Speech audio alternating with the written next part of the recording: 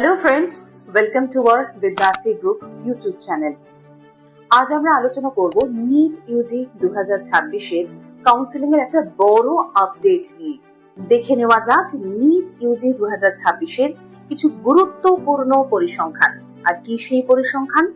এবছর মোট রেজিস্ট্রেশন হয়েছে, তোমাদের জানিয়ে দিই যে 22,79,155 জনের।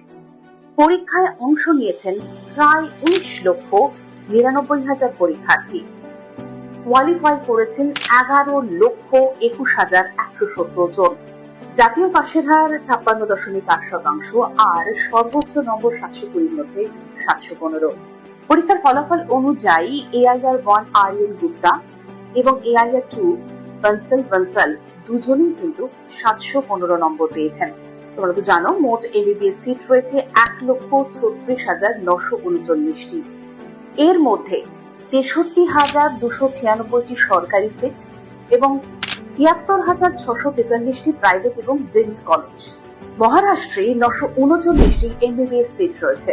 কর্ণাটকে সবচেয়ে বেশি MBBS সিট রয়েছে, মোট 15,395টি।